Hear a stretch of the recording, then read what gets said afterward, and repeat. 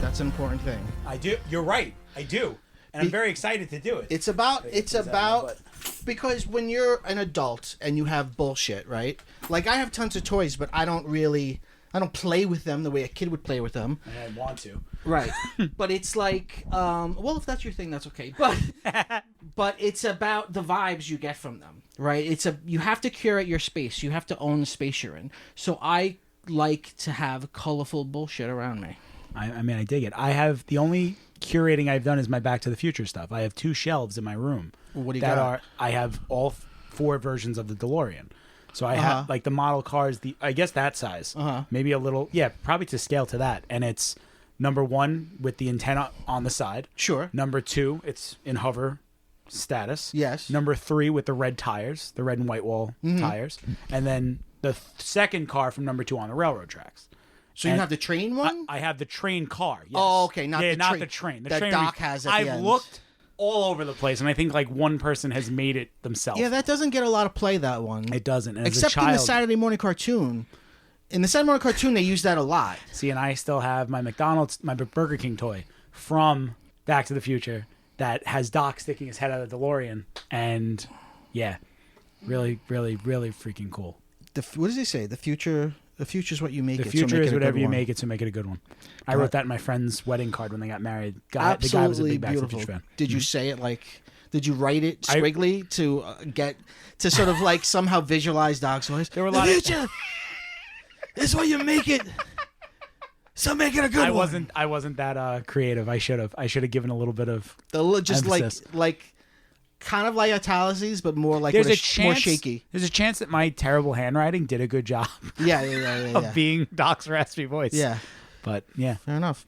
Well, welcome to PCMC. I'm Mike Bongiorno. I'm joined today by 2 lovely people. Of course, the wonderful, lovely JGL, Jennifer Grace Luttrell. Hello. And our friend Nick Potato. Welcome to the show. Hi there. Thank you very much. Welcome.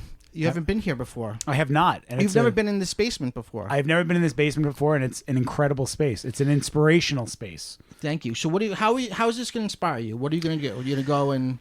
So I started to go through what I'm going to keep, like what like you just said, what gives you the feels, the feelings, the emotions that come from looking at certain items. Like I saw your R2-D2 back here, and I was like, oh my God, R2-D2 is my guy. I have one thing from, I have so many things, but I want to just put it out, and I want to have it so that people can see the stuff I have. And it's a wide random variety, similar to what's in here. Toy Story, Back to the Future, R2-D2 only, like droids. I like Star Wars, but it's R2-D2, BB-8. I have a couple of each. Interesting. R2-D2 is my guy. Would you say that Back to the Future is your number one fandom? 100%. Back to the Future is my... And I almost last minute did the Comic-Con this year just to try and get a picture with the 2 of them because of just like how time goes. Like you never know with things and when that chance might come, but I couldn't. Time! Are you excited about the Broadway show? I am. I'm very excited. We should all go together. I'm down. Yeah. Money! I don't know why I deferred to you. I'm good. You can give us like an Emmett, like Clara. Emmett! So yes. Well, we're actually not here to talk about Back to the Future today. Or toys. We're here to talk about Boy Meets World. So excited! Jen, you've wanted to do this episode for how long? 1,000,000 years since you've started the podcast. And every Halloween, I always ask for the Scream episode. And I'm always denied. I want the listeners to know that. I think about it every time, though. Yeah, but you always say no. It's not a flat no. It's pretty flat. Did you get to do it this year or no? Nope. If we had, we're getting more into theme stuff. Okay. So, if we did Scream episodes a long time ago, we did it for like 2 Halloweens ago or something, or 3 Halloweens ago. So if I did it now, I would do Scream, and then I'd have you talk about. You call it the Scream episode, but what's it really called? And then there was Sean. And then there was Sean, which is the episode that I've seen a lot because you make us watch it every Halloween. You bet. But was it a Halloween episode? No, it wasn't. The Halloween episode was with DJ Tanner. Although she wasn't DJ, she was I wish I could Millie. tell you her name. Her name was Millie. Yeah. Yeah. So it's not a bad witch, like with the monkeys. Yeah. It's not a shared cinematic universe. No. But there are some. There's one crossover with Salem. Well, also that same episode is Sabrina in the after credit scene. You're right. And she's Sabrina, And she's Sabrina, who is a witch. You're right. Like, so in the world of Boy Meets World, there is magic. One episode. I mean, one episode in the world. Well, yeah. So you would say the canon of this show is not extremely strong. I mean, it's okay for a sitcom in the 90s. Don't people like disappear? Doesn't he have a sibling that disappears, or am I thinking of another show? Yeah, he has a sibling. Well, you know what? Sean's a complex guy. His dad has met a few people. Oh wait, are we talking about They've had a Sean's few sibling kids. or Corey's sibling? It's about Corey's sibling. No, he doesn't have a sibling that disappears. Oh, he doesn't? I mean, She changes. Form. They change actors. What does she become? Oh, okay. I thought she became like a deer or something. Like one episode is just like, hey, where's Katie? It's a weird choice this season. I like Old Morgan. Old Morgan was adorable. Wow, we're already throwing down the hot takes. Yep. Yes. Right away. Well, let's say Boy Meets World was I'm going to call it a young adult sitcom, although it aired in the evening, prime time. It aired from 1993 to 2000. Nice long run. It had 158 episodes. It was created by Michael Jacobs and April Kelly. Jacobs, was he also the one who did all those other shows like Yeah, he was all over all that young Dinosaurs, 90s. Sinbad, Torkelson's, personal favorite of mine, Charles in Charge. He did a lot. He did a lot of shit. So no, someone. So I for. All right. Here's the real thing. Here's the real reason we haven't done it so far is because this is a huge fandom of Jen's and a huge fandom of yours. Mm-hmm. But it's not a huge fandom of mine. I watched the first, I'm gonna say, 3 seasons as it aired, and then I kind of just lost track of it. But I'm also, well, I'm definitely older than you. I don't know if I'm older than you. Probably I am. I'm older than everyone. So you were younger, so you were with it longer. It's kind of like maybe we could say the way you feel about this is the way I feel about something like Saved by the Bell. I stuck with Saved by the Bell through the college years. But the way he feels about Saved by the Bell, so if it's like his go-to sitcom of kids I'm in high school. I'm uncritical about it. Like I could still watch it, but this is great, even though if I were watching it for the first time now. Okay.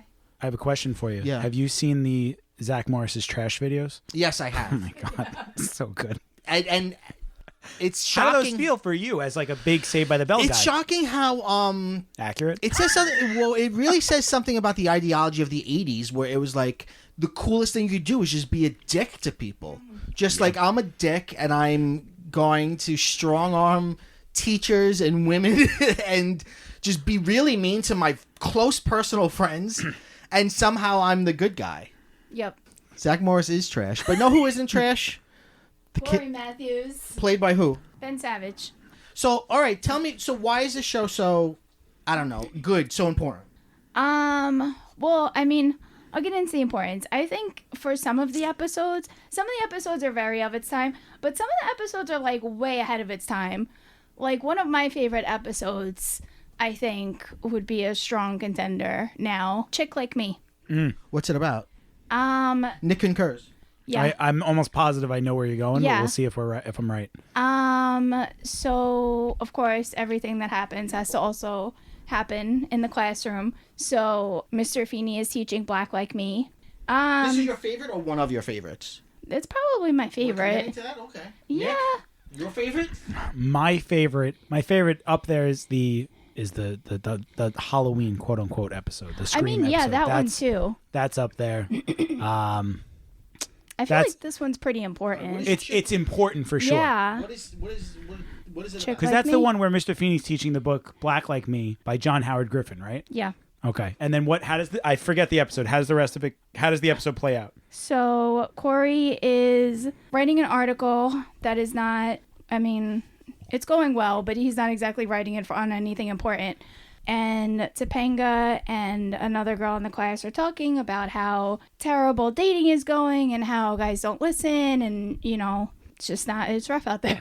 And so they decide Corey and Sean, more so Sean, decides to dress as a woman and live life as a woman or a teenage girl. Like undercover style. Right. Yeah. And go out there and like see what it's really like. Right. Today in 2022, even though it's trying to be progressive, it might be problematic, but it's not trying to be problematic. Right. It's trying to be like they're really trying to see what life is like. But I don't think it would be that problematic. Well, do they get comedy out of them dressing like women? That's the thing. They do a little bit with Corey, but with Sean, like, I feel like if you took the laugh track out, you would have a much better, like, you wouldn't really need to change that much. But even with Sean, when they start out wanting to make Corey into a woman, and that's where most of the laughs come from. But when Sean, it's Corey, Topanga, and Sean in Corey's bedroom while he's dressing up, and My Sean's hosiery like, is bunching. right.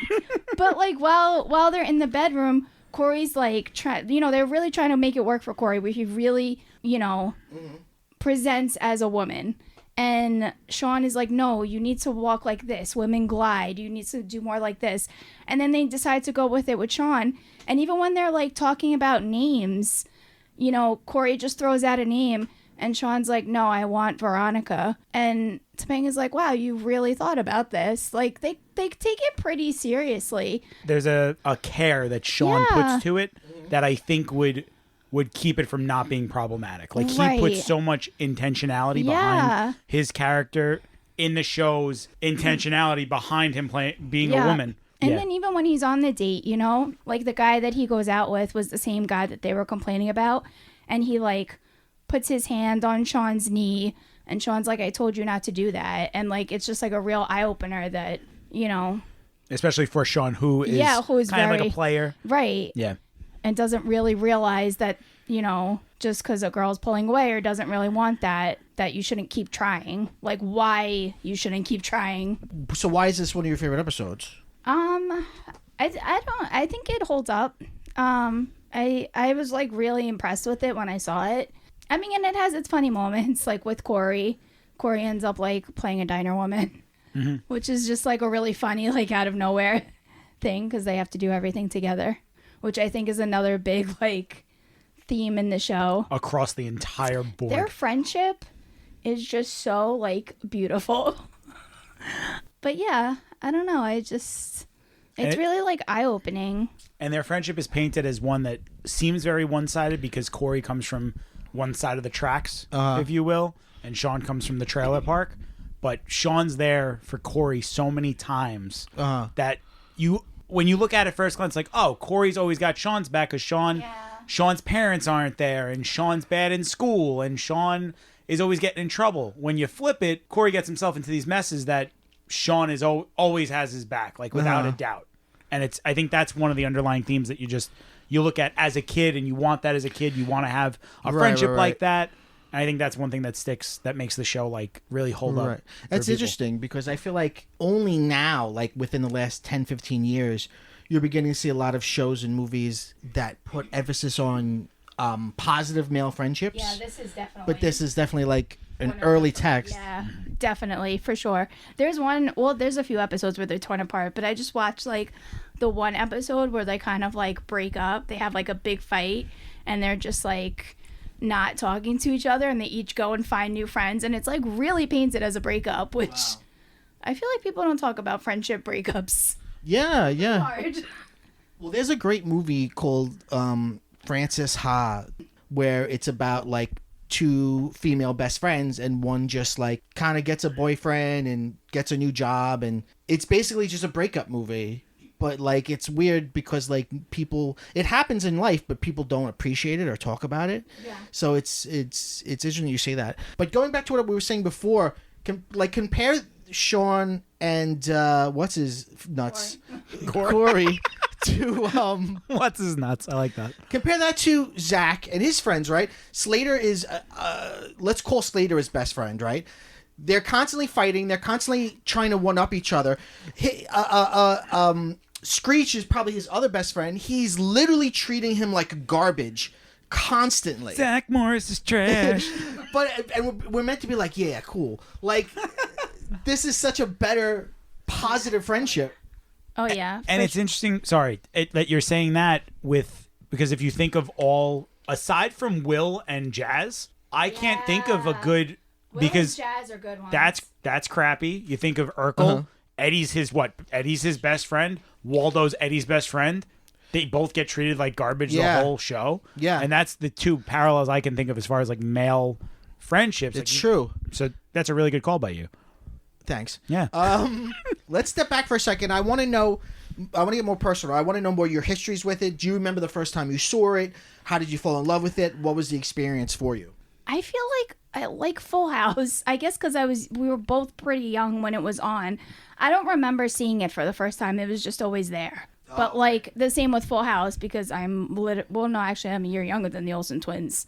It was just always it was literally there my whole life.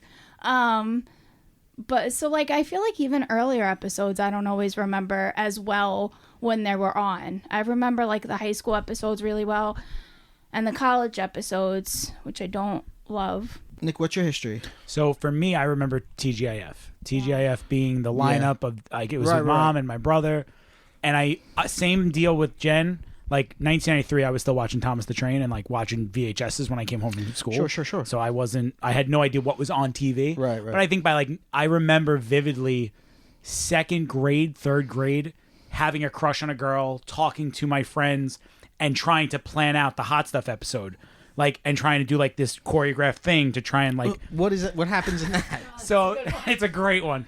In that episode, it's the men all manage to piss off their significant others. Mm-hmm. So including Feeney. Yeah, Feeney. He's dating somebody's courting a young lady, if you will, and they all manage to just like do something to like be a careless dude, and it's like, oh, men are idiots, and this whole thing. So the men come together and they try and think of a way to woo the women, and all the women go out that night together to the same dance club that the men were invited to, but the men don't go because they all wanted to do whatever they wanted to do, and the women are out having a good time, and then all the men come out on stage and do a choreographed number to is it Donna Summer's Hot Stuff? I think so. Yeah. And they got this little hip thing going, and there's this move that Feeney does that I, to this day, recreate at weddings when that song plays, and it's phenomenal. It's so good. So as a young man, you were like, I got to do this in real life. All the stuff Corey did, like everything he did with Topanga, like I was him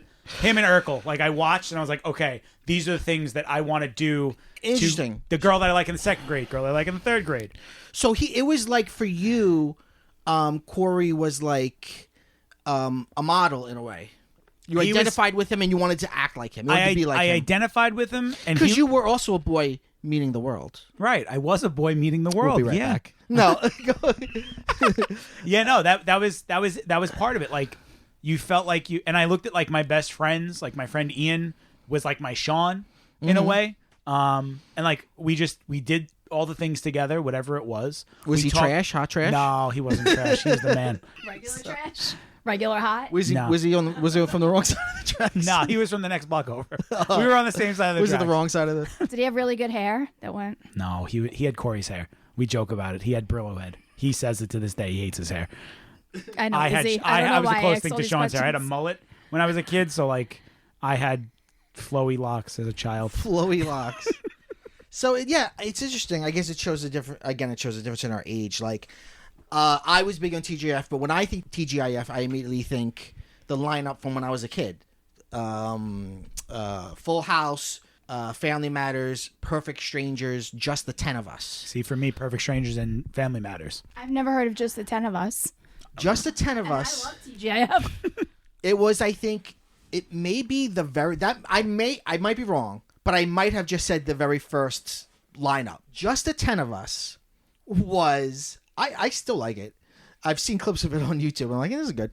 Just the 10 of Us was a spin-off of Growing Pains, where the coach, the bald, funny coach from Growing Pains, he goes to work. He moves away from Growing Pains to his own show, and he's got his wife and then 8 kids, and I think they're all girls, or maybe 7 are girls, or one's a boy.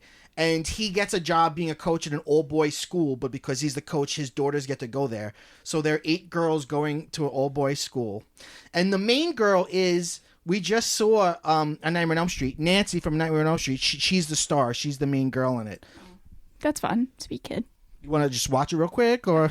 No. We're talking about a better show. Well, okay. Well, it's hurtful, but yeah. So I don't remember like the first time I saw any of those things. Yeah. Was it always on TGIF though, or I might be totally wrong. I seem to have some memory of it changing or moving. I know that it was always on TGIF. Well, I don't know about the beginning, but I'm pretty sure it premiered on TGIF. But I do know it was always on TGIF because towards the later seasons, I guess, when I was getting older, I would like stay home from school dances to watch it, and the dances were usually on Fridays. That's a good call. How do you feel about that now? I'm fine with it. I didn't miss an episode. There's an episode in Boy Meets World where they change the time, and the kid that Topanga's babysitting is referencing the show, and forget it. I remember coming home from a school dance early because I was like, yes, but tonight on TGIF they're premiering the first episode of Goosebumps, and I've got to check that out. Oh.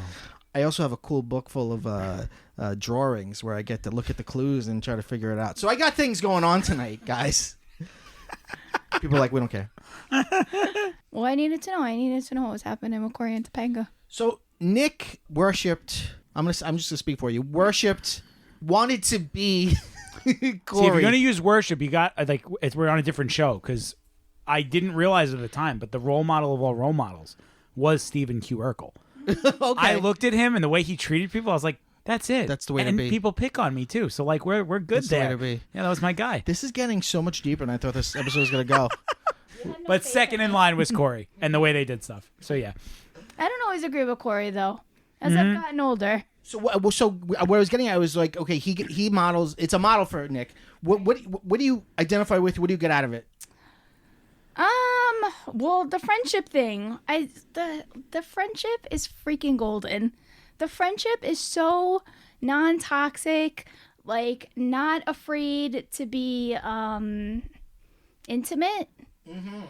Like a lot of times they're painted as being in a relationship, but not like in a way where it was like making fun of them, not in a way where like it's a homophobic joke. Right. It I really don't think it was.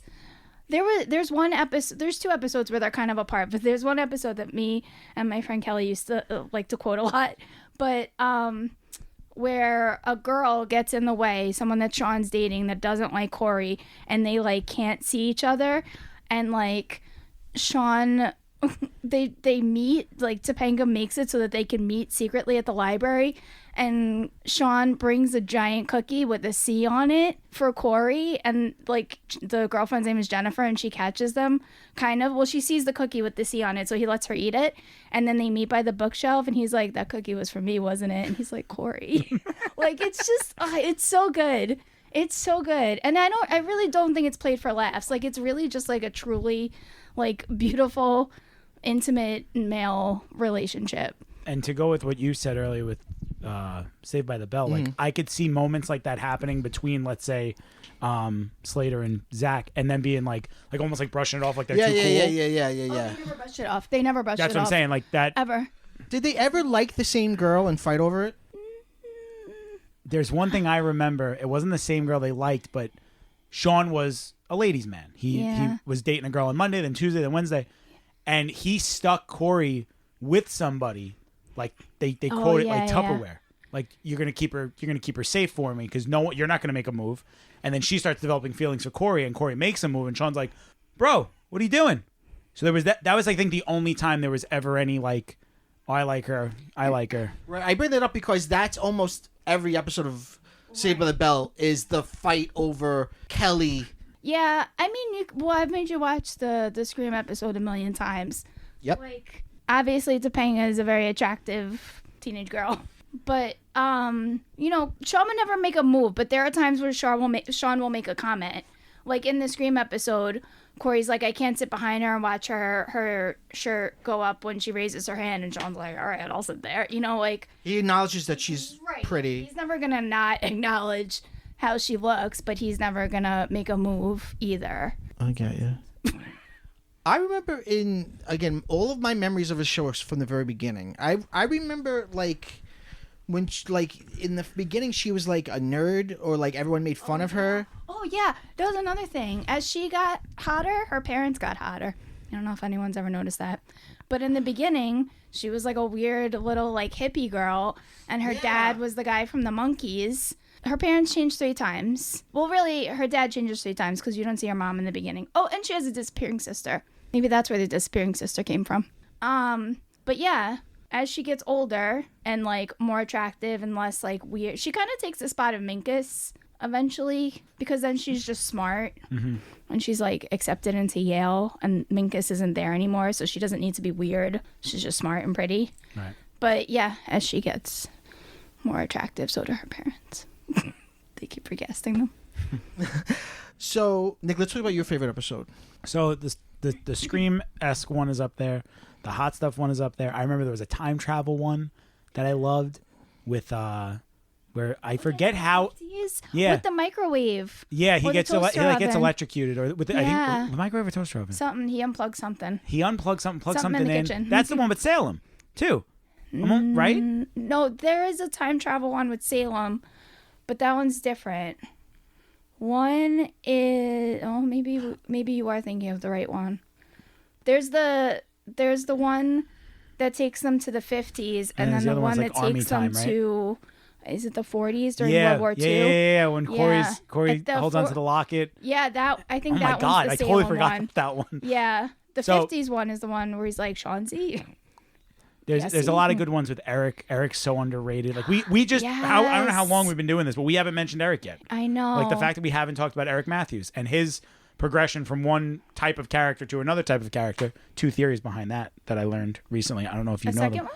Yeah, so the first one is, so Eric starts out as like the cool older brother. He's got a lot of dates. He's always going out and hanging out and having a good time. And then he turns into this like just crazy character that is just having a good time and kind of like off the rocker. Really goofy. Really goofy. And I'm just guessing one of the theories. Well, go. As Corey gets older, he idolizes him less. So that's one theory that they have there. The other one that Will Friedle said on a podcast, I think it was, I forget which one. There were a few that I haven't even listened to that one yet. There was one, he does one, it's like a voiceover one, like voice actors. Oh yeah, I hear voices. Yeah. And he mentions on there, he goes, the other theory that's out there is Eric's in a car accident at some point in the middle of the show, like a small minor one, and he bangs his head on the glass. And he thinks that like it's brain damage, and he goes from this cool suave dude to a complete. And he goes, I honestly like that one better. I go with the Corey one. And then the truth is probably that Will Friedle started gaining weight, and they couldn't keep, as progressive as I like to think the show is at times. They couldn't keep him as the attractive guy, and now he had to be really goofy because he's chubby. They're like, you fat man, make haha. But they do address it. Because he's gaining weight and Danielle Fishel's gaining weight, and this is after they're married, so they can they speculate that she's pregnant. But I mean, they do have like a real moment where they're like, is that them eating pizza? It. Yeah. So, okay. I just wanted your pizza, you fatty.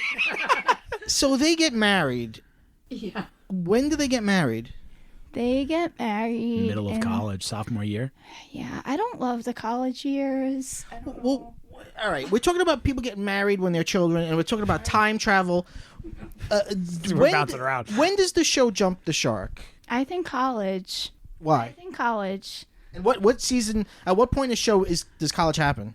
6 and 7? No, 7 and 8. You said it was an 8-year run. Yeah. 93 to 2000. Yeah, but I'm not sure exactly the amount of seasons. I think I'm on season 5 and they're in senior year. So that makes sense. And they also finish, so they have to have sped something up because they also finish college. Remember the last episode is they're all graduated. leaving. Yeah, the 7 seasons. Yeah. Okay. And there's a chance that the way it went, they may have like killed 2 years in a season. Yeah. 2 years of school in a season. Yeah. I personally think the college years are not great. Why? Rachel. Yeah. Maybe that's it. Rachel and I Jack think are there's kind of forced in. Yeah, I think there's too many people because you now have where it was kind of the 3 of them plus the families. Now you have Rachel, they met in college and is kind of their roommate. Jack, who becomes a roommate in season 5 while they're still in high school. And then Angela, who I really like, but like again, like it just feels like too many people. And they don't know what to do with all of them. And, like, they make Corey, like, ridiculously kind of, like, I don't know. He's just, like, very extra goofy. My brother says it all the time. He goes, he gets worse as the seasons go on. He gets terrible. He says because my sister-in-law just rewatched it, and my brother said the same thing about Corey. And then I feel like Corey's parents end up with another kid. Yeah. With a season left. Why they do have they have a newborn. You never see the sister. It also gets like, not that I'm against like a religious show, but it gets like, it goes from like, you know, you celebrate Christmas to like very, very religious, especially when the baby is born and I like remember that episode being. Well, when does this happen? You know when I think it happens? Now that I'm rewatching it, I think it happens with the episode when Sean is in a cult. But also, something happens with, who's the showrunner? Michael Jacobs? No. I don't know if he's the showrunner, but he's one of the creators. Right. I think that has something to do with it too. I forget. I read it somewhere. And I think at some point, he wanted more of that in there. So can you see a marked difference between like if I were to watch the pilot and then watch the series finale, would it be like Whiplash? Huge difference. What would the differences be? So I feel like, and if you have something like flag me down and I'll stop, but I feel like the differences you see are, first episode, Corey's a kid. Corey's a kid that wants to play baseball. He wants to hang out with his friends. He doesn't want to hang out with his dad. Girls are weird. Girls are gross. By the end of the show, Corey is he developed into this role. He's very neurotic. He developed into a big time romantic where nothing could stop him at all. Like him and Topanga, they could stop Thanos if they had to with their love. You didn't need anyone from the Avengers. They could have stopped him with their love. Like that's the kind of character Corey turned into. And then yet, I also think he became the joke. You know, like there's an episode where he's not doing well, and then he gets diagnosed with hypochondria, and it's like a big, huge, like he just becomes the joke. Like they all leave him. Do you remember that episode? I don't remember that one. Like he's just like he's freaking out about everything, and he's like going to the doctor a bunch, and like I mean it's all played for laughs, but he's at the doctor and he's like, my armpit hurts, and then like he comes home and he's like, you all laughed at me, you all said I had nothing wrong with me, but I was diagnosed with something. And then he's like, I'm a hypochondriac, and they all just leave. And it's like I feel like the more they made him kind of in his head, the less like they took care of him in the show. That sucks because I'm a hypochondriac and it's horrible. Yeah. But it just like I don't think that would have happened in the earlier seasons. In the first season, they like touch on a lot of things.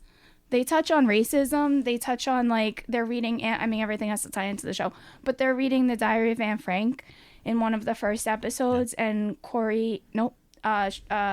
Eric is dating a girl who is Asian, and somebody says something like not nice to her, and she's crying, like something racist, not just something not nice. They call her a name, which we don't know what the name is, but that's fine. It doesn't matter. But you know, Corey's like, that happened today? Like, no. Like, bigotry is in the past. This can't happen today. Like, I feel like they wouldn't have touched on someone. Like, I don't think they would have touched on mental illness with comedy if it was in the earlier seasons. And then but it also gets kind of preachy. Oh yeah, it definitely gets preachy. There's also the episode where they're when Corey and Topanga are broken up and she goes on a date with that other guy and they go to look at Van Gogh's Starry Night. Yeah. And she asks him what Corey sees, and Corey's like, I see God, and he's angry at all the people. And I don't think he would have like said that before. It just feels very forced. If he was always a religious person, that would have been fine, but it just feels like super forced. And it's interesting because I haven't watched the show full through as an adult. I remember watching it all the time, like every episode until it ended. I watched reruns nonstop because they were on wherever they were on, and I don't remember. I remember certain spots, like I remember the baby episode where they were in, and they were praying.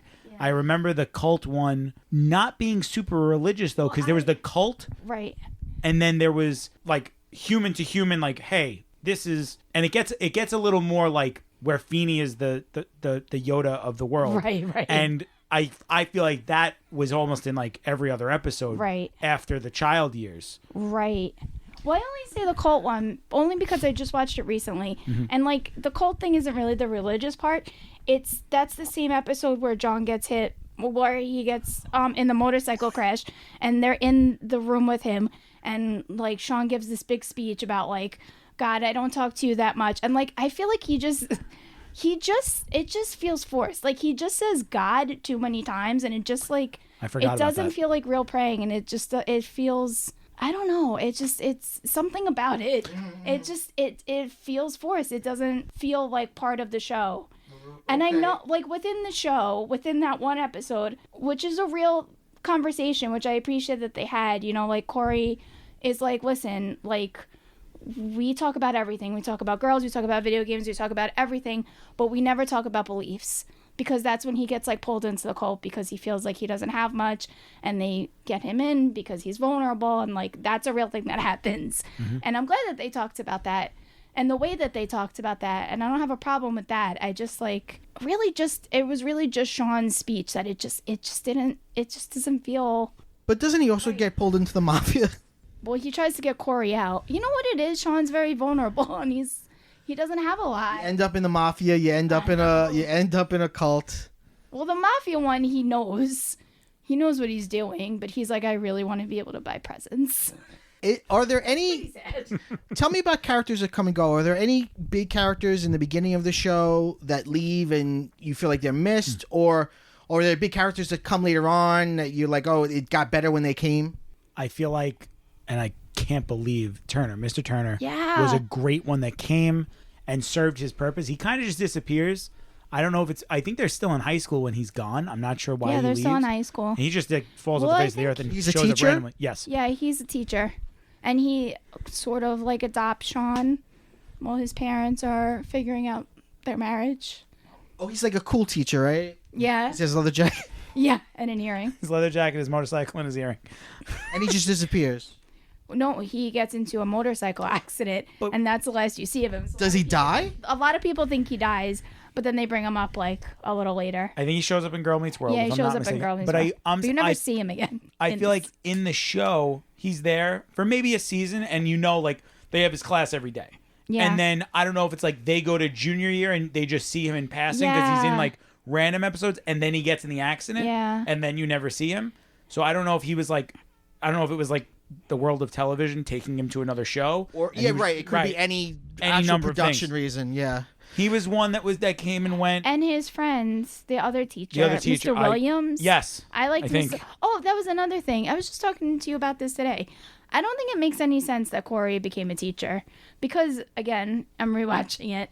In a lot of the episodes, when is he a teacher? He's a teacher in Girl Meets World. Okay.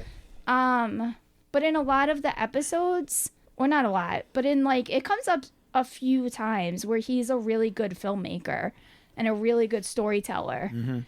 And I really think he would have gone for film. And Mr. Williams was the media teacher at their high school. And what was his job in the Plays with Squirrels episode? Was he a lawyer also? Oh, you know what? I don't remember. Because I know... Now I don't remember either. I know didn't get up Topanga to that became one. a lawyer. I remember that was the conversation. That checks. But you asked me what my favorite episode was, and I tried thinking about this before I got here. I don't think there are some that are at the top, but I don't think I have one. It's just such a quotable show randomly throughout that it's spread across the entire from like season 2 on. Mm-hmm. Just random stuff that just always pops up. So so what are the same question? What are some of the characters that come and go that you wish had stayed? I think it would have been cool if Minkus was around. It didn't make sense that he disappeared and then was at high school graduation. And they're like, "Oh, Minkus, where you been?" It's like, what do you mean? Like, and he was a classmate of them. He was in the first episodes and was there until the end of middle school, I think. You would have thought he went to a different high school, which would be perfect sense. But then he shows up at graduation. It's like, what you doing here, buddy? I like Angela. Angela's I wish she was great. around more because they keep trying to give Topanga a friend and it doesn't work, except for Angela. I can't even remember any other Topanga's friends, honestly. I just feel like whenever there's another girl in the episode, they're almost like automatically. What's her name? Trini. Trini. Brittany Murphy. Yes, she's played by Brittany Murphy. She's in like 2 episodes. If my life depended on it. Is it a crossover with the Torkelsons? No, she's really she's just there to help Topanga and Corey. She's in the episode where Topanga and Corey get together, where he's like, "If I could dream up the perfect," right, you little badger. Yeah, she's that one. See, like that's there you go. Yeah. There was one I just thought of. You said Angela, the kid that you tagged in one of your Instagram posts. Jason Marsden. Him. He was He was Eric's perfect best friend. I was said great. that. I love him. How long was he on the show for? A season. That's it. The first one? No, like 3 the maybe. third. Yeah. That's weird. Bring him back. But he was also kind of like he was the typical guy best friend. Right. Yeah, he fit what we were talking about earlier. Yeah. Like he was the guy who they kind of like the same girl, but he would do whatever he needed to do, even though he was friend at his back. He'd still use him in a way. Yeah. Ice skate. Yeah. You're learning how to ice skate. Yeah. You can skate real good. He's so good. Yeah. He's funny. He's good. Yeah, that's Trini. Yeah, I said Trini. I couldn't remember the actress's name. So forget episodes. What are better seasons? Favorite seasons? The middle, dead center in the middle of the show when they're in high school. 4. 3, Why? 4, 5. Yeah. Why? It's just, Actually, I mean, season 1 starts off really strong, which not usually, but often you don't get. Often you need time to warm up. Mm-hmm. But I feel like season 1 started off pretty strong. But no, by then everyone's comfortable.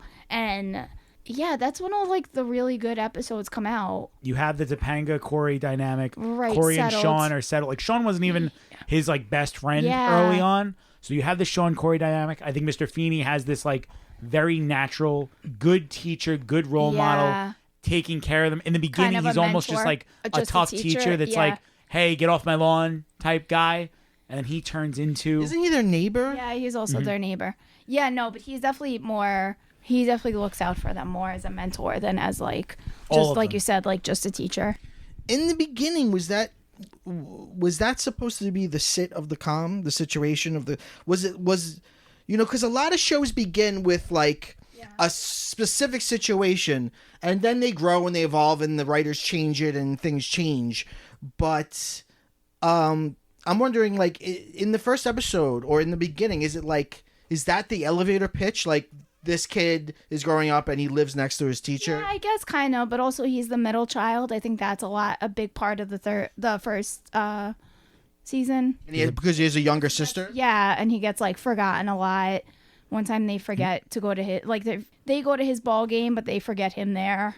Like he moves out and moves into his treehouse. Yeah, like a lot of that is about being the middle child, and then he forms an attachment, like the typical like Feeney call that comes from Eric is not there in the first season. It's mostly Corey building a relationship with Feeney, and that's also part of like Eric turning from one person to another. That Feeney call's not even a thought. I know. He's too cool for the Feeney call. Yeah, it comes very, very late. Do you think the show becomes more of an ensemble? Like it begins being about Corey, and then it ends up, well, let's do stories with the brother. Let's do stories with these characters. Yeah. I mean, I think Eric had some stories, but yeah, it's definitely Corey's show to begin with. Well, I forget how they titled it, but I remember Will Friedle again talking about getting onto Boy Meets World. It was like the Ben Savage Project. Oh wow! Wow. Like they talked about it as like they saw him, they knew him, however they knew him. Probably from Fred. Maybe. Right, he's the younger brother of someone else who was in some ways a similar show, although more dramatic. Right. More dramatic. Obviously, different time period. Like this is a '90s kid. Yeah. Well, if there are certain things, if you were to say, okay, what happens in a show like this? There's a show and it's called Boy Meets World. What do you think happens in the series? I would guess things that I think probably don't happen. I would guess he tries drugs, he tries sex, he gets fucked at some point. I mean, he does when he's married. He tries. He tries alcohol. They don't touch on drugs so much. I don't remember. But he does get drunk. Do you feel like a lot of it is around insecurities, though? Okay. A lot of. I mean, the early episodes are around insecurities, but the more like adolescent episodes are for sure around insecurities about the way he looks. Like, there's a whole episode where he's like, I look like a potato. And everyone has a mirror, and he has a picture of his potato head. But, yeah, no, a lot of that is around. And, like, wanting to be cool. A lot of, like, also a lot of, like, the media stuff. Because they have that media teacher, Mr. Williams, who I love. I wish he was back. But they do, like, a radio show. And, but, like, every, like, situation, every bit of trouble that they get in, like, big trouble, it's always around like, I just want to be noticed, like we feel like nothing, we just want to be someone. I was just gonna say that it's about figuring out their identity. Corey trying to figure out he's just a regular, and maybe it still spurs from that beginning where it's middle child, young man, not sure who he is, what he is, and aside from his relationship with his best friend and his girlfriend, who he doesn't know exists for the first 2 seasons and then has been in love with since 4 years old. Whatever, it's fine. Not a plot hole at all. So they retcon a lot of stuff? Oh, yeah. I mean, they do, but not... Really, it's just his and Topanga's relationship and when they met. Yeah, he sees her in school. On track. He sees her in school, and it's like, oh, that's the weird girl. Yeah, and then when they're in college, they're talking about how they've been in love since they met on the monkey bars when they were 5 years old. And it's like... But also, there's one point where... He's like, my mom and your mom used to walk each other in our strollers. And it's like, that didn't happen. Where did you guys meet? Right. I was just saying, that reminds me of Monsters, Inc., where in they're like, oh, we met as kids. And then they did Monsters University. And they literally just forgot or just ignored a whole conversation in the first movie. They met as kids? Yeah. Really? Yeah. I don't remember that. Or either they met as kids. Exploded. It's one or the other. It's either they met as kids or they met as adults. But it's not that they met in college. Huh. Yeah, and then stuff with Sean, too. Like, the trailer park doesn't come until later. So for a while, he's just, like, on the same, I guess, like, economic... I think this is a change in media. Like, now we're such a media-saturated culture, and we have... streaming services where we can watch things and rewatch things. Like, in old shows they would change things because they were like, you're not going to remember. They would change characters, they would remove characters, they would change actors. Like, you would never do stuff like that now. Like in the famous one in Bewitched where they changed the husband. In a show now, they would kill the husband and write in a new character. They would never just change the actor like that. But they're like, back then it was like, no one's going to remember.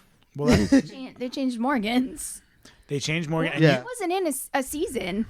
She wasn't in a whole season. That's the younger sister? Yeah. That's what I was talking about before. No, I know. But yeah, it was old Morgan. No, I forgot. She wasn't in a season, but they mentioned her. It's not like they didn't. And then ignored her. I think in the finale, they bring the new girl in. They're like, Morgan, what are you? And she's like, what? I've been upstairs or something. That was the longest time out of my life. In Happy Days, that's what it was. That was the longest time out of my life. I don't know if it's the first episode of Happy Days or maybe it's like the second or third episode of Happy Days. Richie Cunningham has an older brother, And at last we see him, they're playing basketball in the driveway, and he's like, I'm going to go upstairs, take a shower. And we never see him again. And I like when they address it. They don't address it. She's different. Do they? Maybe they do. No, I don't think. I know Zan, they did that when they changed the actress who played Becky. They like her first episode, everyone's like, yeah, where you been? You look so different. Yeah, my wife and kids too. When they changed, I forget her name, but the daughter, he's like, you look like a whole new person. Oh no, she's like, he keeps looking at her, and she's like, what, Dad? I just tied my hair back, and he's like, I don't know what you did, but you look like a whole new person. Well, that's like Family Matters. Judy just disappears. Yes, that's right. She's gone. I love Judy. Just gone. I know. They had Richie. They didn't need her assassin. They had two.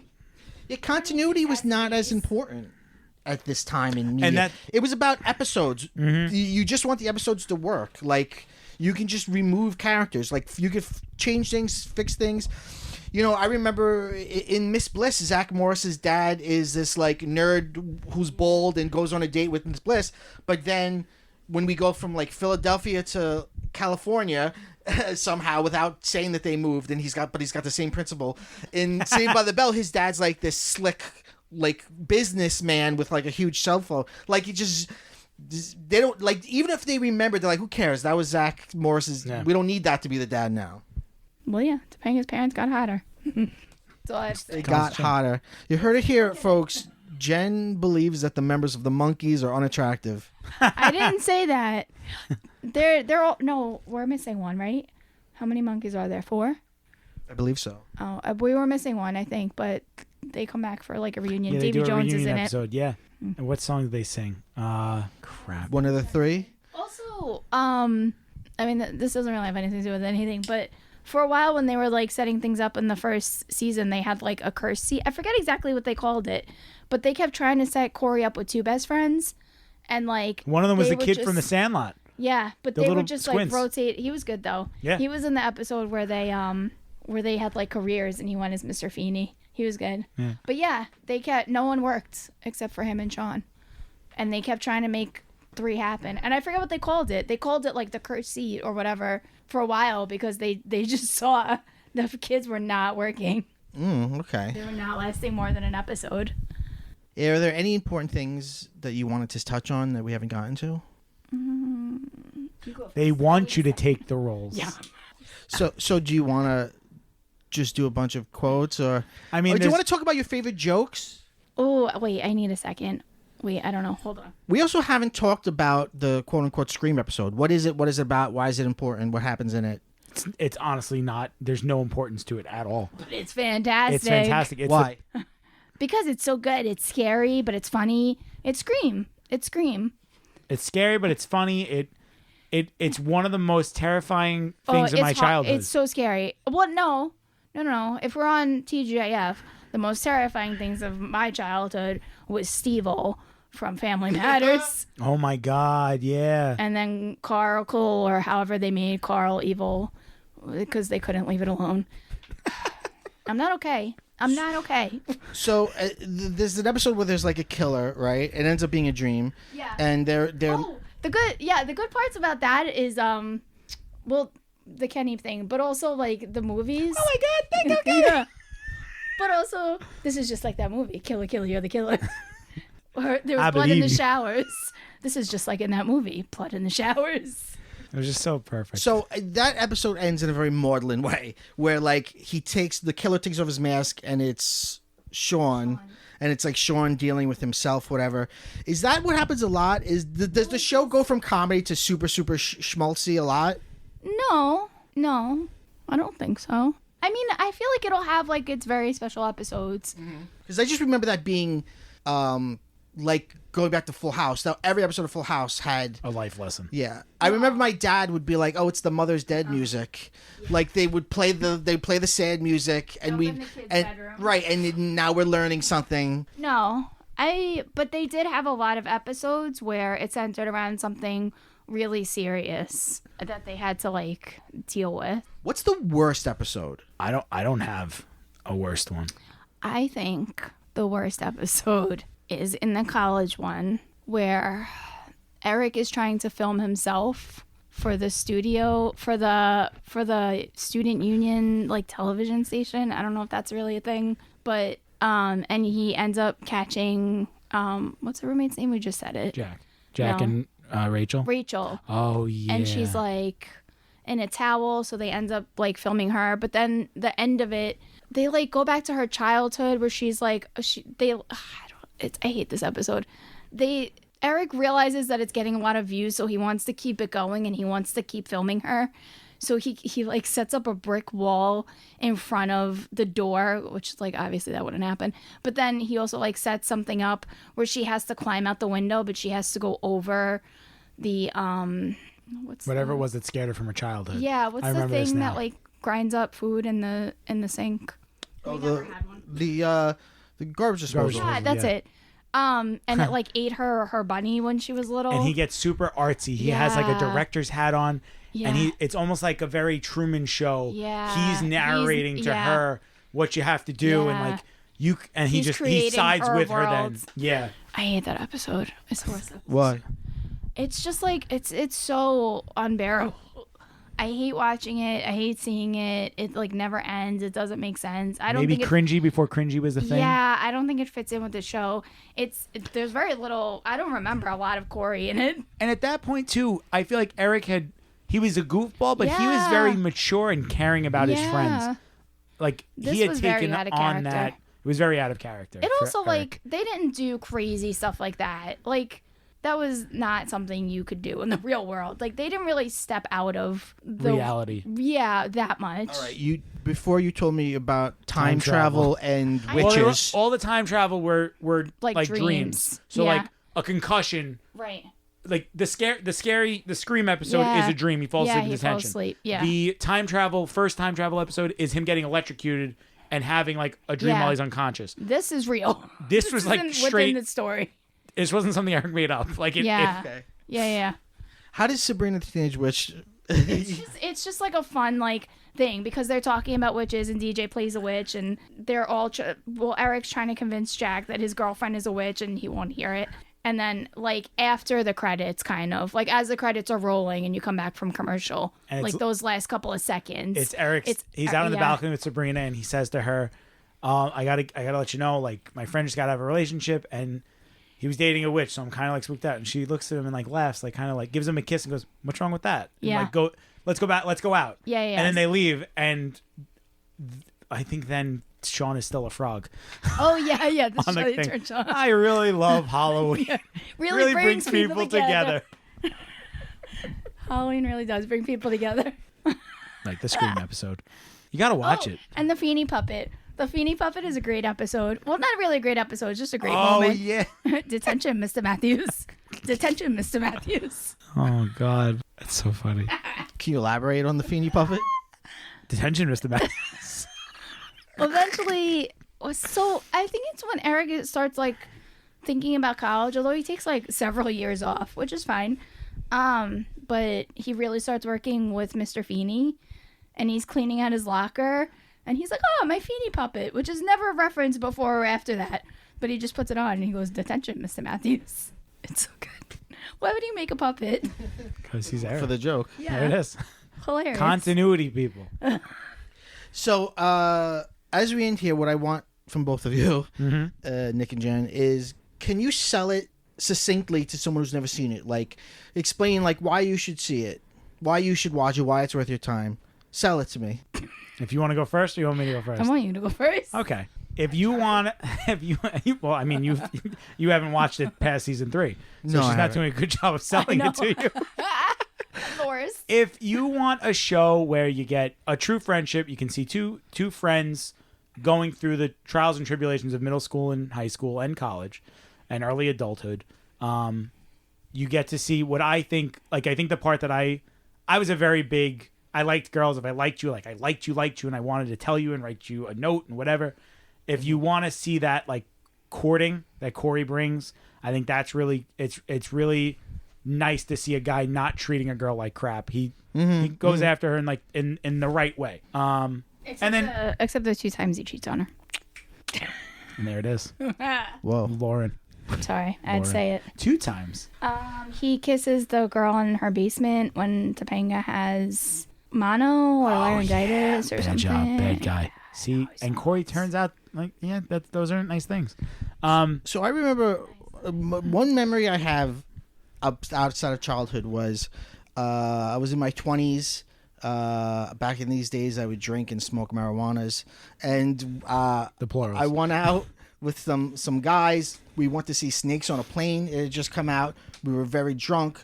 We came back to my friend's apartment at like 2 a.m. We did a lot of weeds, and we was very, very high. And he put on Boy Meets World, and it was the episode where they go on their honeymoon in like Hawaii, and they want to stay in Hawaii. So and we were coconuts. all like, "Is this a phenomenon? Is this a thing that happens where people want to stay on their honeymoons?"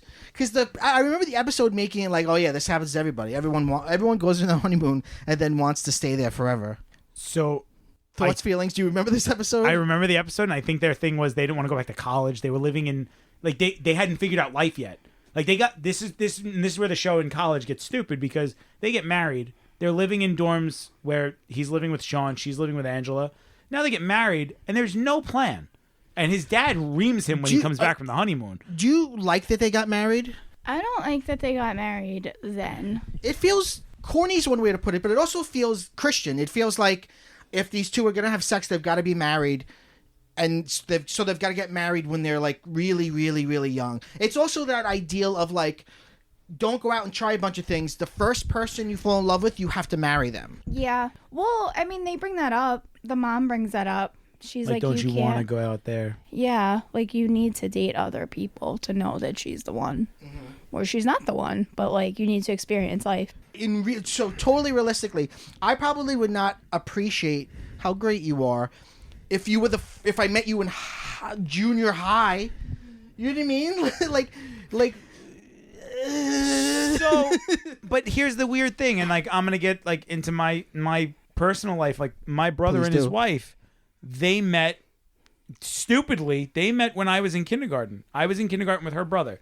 We were at like play dates together. What's their ages though? Their age now? No, their age at that when you were time? in kindergarten. Oh, they're 3 years younger than I am. So they met when they were like 3, and now fast forward to 5th grade, they both like each other and give each other like a toy at the end of the school year thing or whatever. Adorable. And then fast forward to high school. She's dating a couple people in high school. My brother's dating people in high school. And then early in senior year, they are both single and they go on a date. They're married and have a baby. Like, and it's crazy because I'm a believer, and I think this is what the show did for me as a kid. I'm a believer that not that that's going to happen to everybody.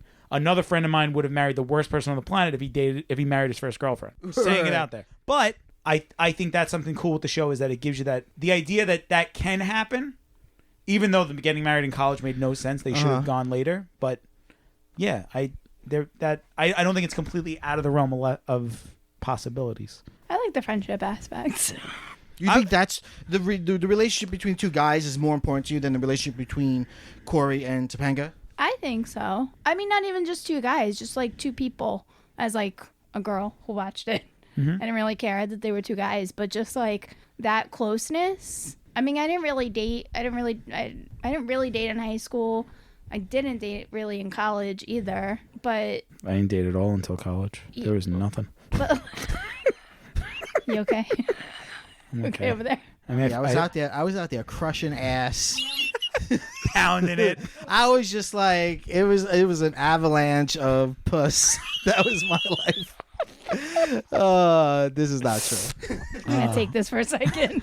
Is it 40-year-old virgin? Pussy juice cocktail. But yeah, friendships were like super, super, super important to me. So this is your selling it to me? Yeah. Okay. I mean, for me, friendships were my biggest relationships and my most important relationships, and the relationships that I put the most effort into. And I think being able to see that in 2 people who like their relationship is the one that they put the most work into. I think. So I know I said we're wrapping up, but I'd be remiss if we didn't touch for a second on the spinoff Girl Meets World. What are our feelings on Girl Meets World? It did not last very long at all.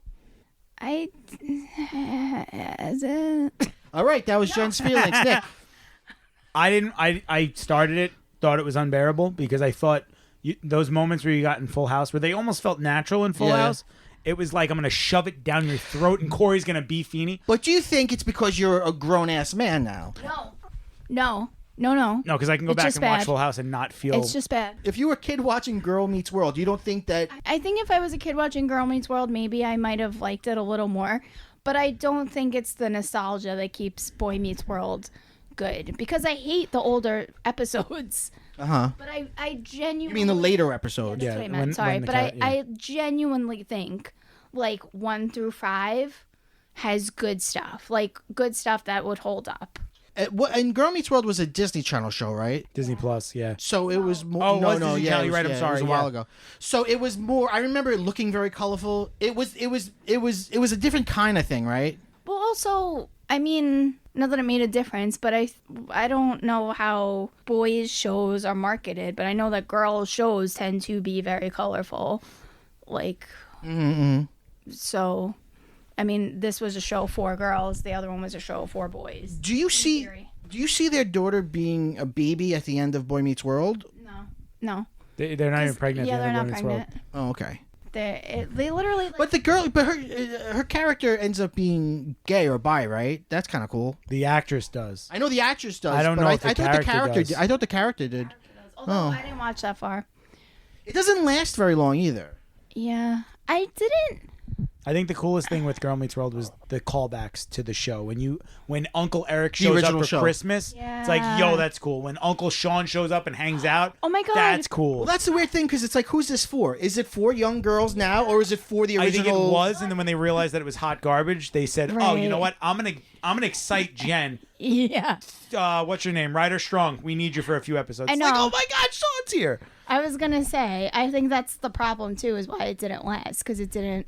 If they just made it, I think it would have been better if they just made it for their target audience. Like, make it for girls. It doesn't have to all be a callback.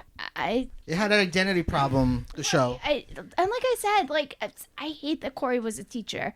That did not need to be. Because was he her teacher? Mm-hmm. Yeah. So they wanted that. They wanted He had to be the Feeny. Yeah. And I think Is Feeny in it at all? randomly, he had a couple episodes. But really, Corey's meant to be. He's alive, right? yeah, Yeah. still alive. Going to be He at Connecticut took- Comic-Con this weekend And he took down with his wife. the dean. She plays dean. the dean in the later episodes. By the time people hear this, it'll have been in the past. Oh, so But November get into 6th. DeLorean and go see it. Oh, that. Okay. Yeah, the comic. If you're like, oh, I gotta go see Feeny. Not this weekend. Sorry, it passed. I was a like, while ago. he took down a whole like robber a few years ago. Somebody tried. Well, he could turn into a car. No, babe. But someone He's a car. He was a car in his first show. Someone in the real world broke into his real house. And he was like Michael, and he turned into a car and ran a guy over in his house. Wild story. So this has been PCMC. I'm Mike Bajorno. Are we done? Yeah. What you got more?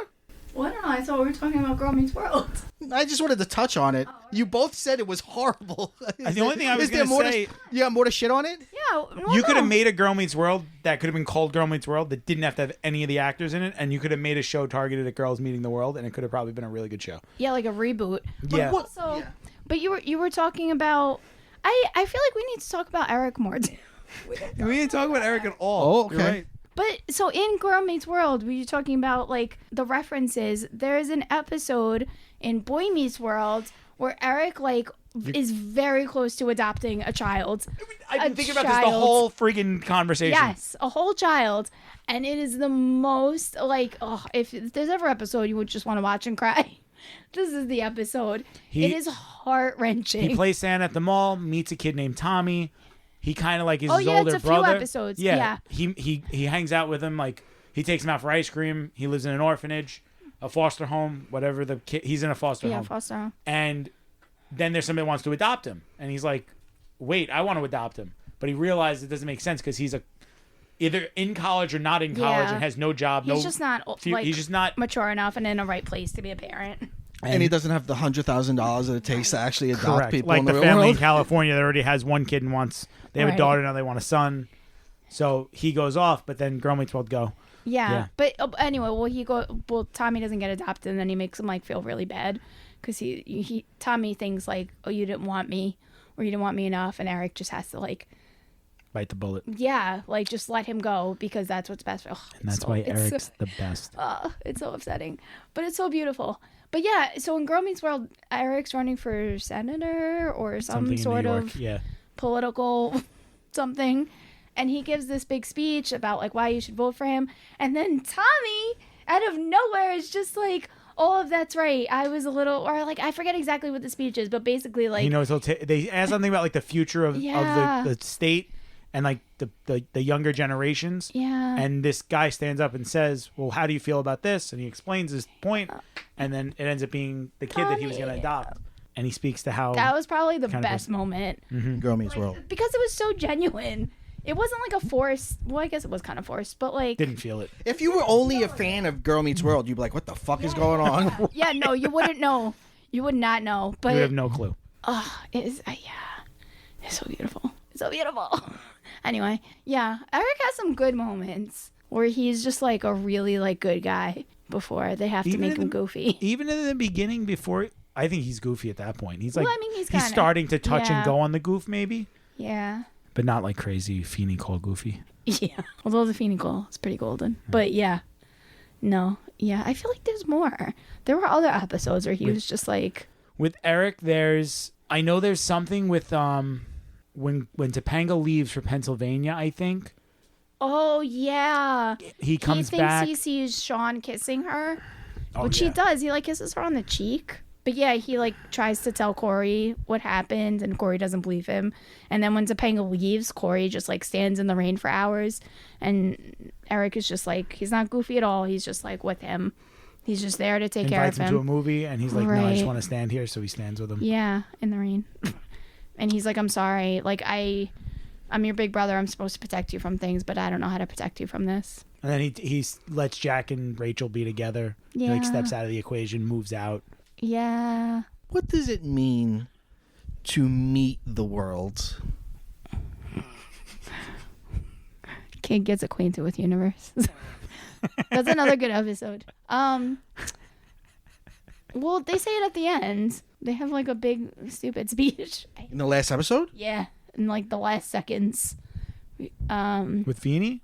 No, I think it's Eric. I think it's Corey with his brother, the little one. Oh, right. Yeah, and he talks about. That's another continuity issue. Yeah. They move into the married dorms. Okay, sure. They moved into the married dorms at Pembroke, and they're run down and whatever, and there's this creepy little kid in the hallway. Oh, yeah, that's the who, kid. A year and a half later, turns out to be Corey's little brother. I see dead people. What? Jesus. There's a random kid in the hallway that must be the product of some married couple in the dorms. They're like going through the hallway, and it's like the worst hallway ever. They're moving into like the worst dorms ever, which are unlivable, by the way. So this college should be sued. But they're going through the hallway to their terrible, horrible dorm because they're married now, and people are screaming, and like everything's awful. Because they're trying to give you that like married life now isn't all sunshine and rainbows. Is the worst thing you could ever do. Don't ever get married, because you will see a little kid that sees dead people. And then when they get into their apartment, there's blood on the walls, blood or pasta, and Topanga's like, I don't know, I ate it anyway. But someone got shot in their married dorm. Don't get married. What's a married dorm? What? If you're listening to this, you know what a married dorm is. Come on. They only have that at Jesus University. Would they often just like quote popular things? Like in the Scream episode, they like 9 times they make South Park references. Not even a joke about South Park. Just say South Park quotes. Was that a big thing they did? I don't remember that being a major thing. Yeah. I'm only asking because you just said that the kid says, I see dead people. I know. Yeah, now true. I'm trying to think. I'm trying to think like other times that they do it. I don't think so. Okay. Even in the Scream episode, it's funny because like they do South Park a lot, but like there's real movies they could reference and they don't. It's always just like a play on whatever they're saying. Well, except for Jennifer Love Hewitt. Jennifer Love Heffernan. And I would be remiss if I didn't mention the fact that you two gifted me the craziest comic that I've ever seen in my life, which I haven't opened yet because I'm waiting to watch the episode because we didn't get to watch it on Halloween this year. That was just me. Yeah, sorry. Just Jen. Okay, sorry, buddy. But yeah, it was a comic that. Did you guys open it? Yeah. No. No, I looked at it. You didn't open it. We perused it. You didn't open it. Yeah, I did. You opened it? Yeah, in front of you in your car. You opened Nick's. No, Mine's opened. I believe so. I don't remember seeing any of the inside. Oh, I remember sitting inside. Go on. So it was a comic about the episode, the Scream episode. Oh, the maybe Sean... open Kelly's.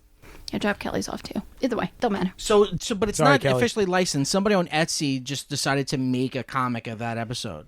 Yeah, which let me tell you the story.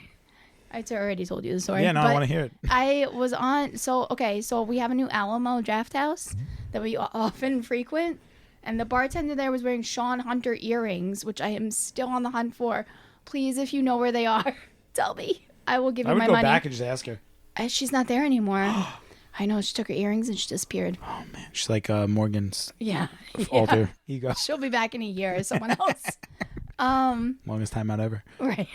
So I went on Etsy and I was sure I could find them, and then I found this comic and I was like, oh my God. And then there was only 3 left and I was like, oh my God. So I had to get one for me, I had to get one for you, and I had to get one for Kelly. Armageddon of the Brain. Armageddon of the Brain. Good. All right. Very cool. I love fan-made stuff that somebody just made that. Like, I also have over there a Baby Yoda that was a fan-made Baby Yoda before. Remember the Baby Yoda came out, but there were no toys on the market, and it became a big hit, and kids were like, we want Baby Yoda toys, and Disney didn't have any. So, like, fans made stuff. So I like fan-made stuff. Well, this has been Pop Culture Man Children. I'm Mike Bongiorno. I was joined today by Jen and Nick. Thank you so much for coming. Thank you so much for being here. I think maybe I'll go watch it now. We end every episode by saying, Go bye-bye.